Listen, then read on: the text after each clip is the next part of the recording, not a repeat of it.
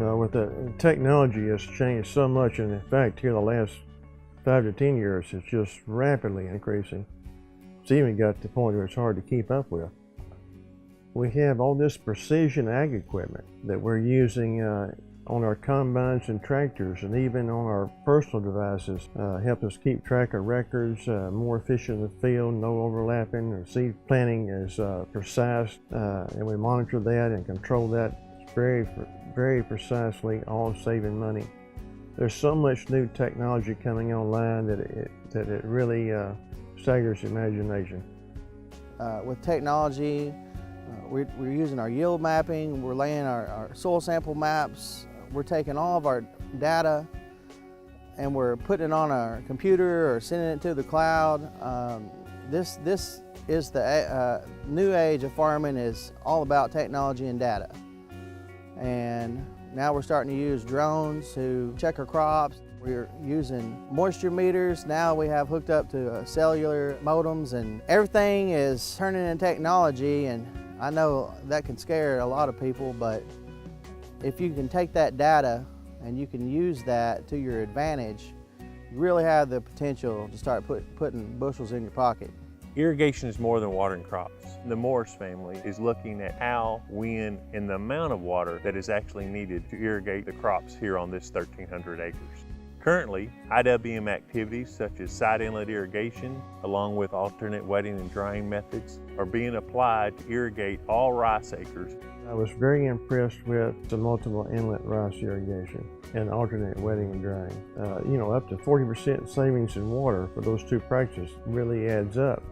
When you can pump your rice field completely full in 6 days as opposed to 15 days, you're saving a lot of money. You're really looking at a lot of savings, not just on your energy costs, but all the water that you're having to use, you're not having any runoff. So our conservation practices have really boosted there. With the multiple inlet, really has started to make us think about, do we want to start growing more rice and using the multiple inlet just because of the ease and the conservation. Before we started working with the NRCS, things were pretty traditional.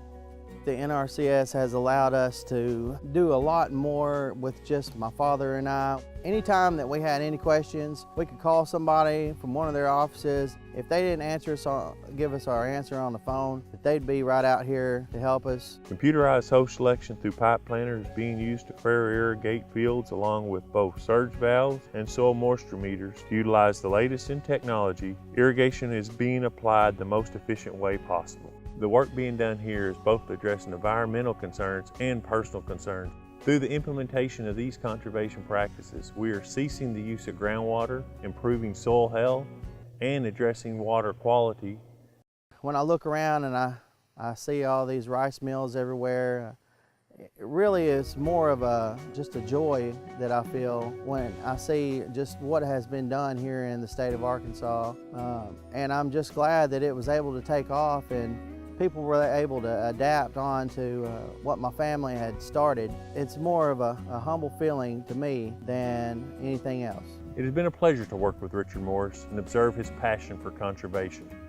As his family were pioneers in the rice industry, Richard is a pioneer in conservation here in the Grand Prairie of Arkansas.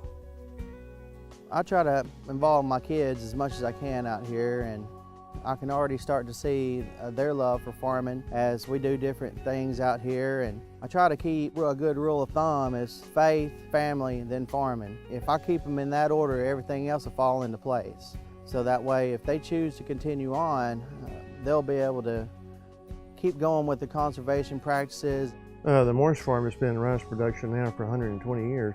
And we hope with the help of the National Resource Conservation Service, through sound conservation practices, we'll be going another 120 years. And we look forward to the new technology and new practices. We're always eager to try good sound practices.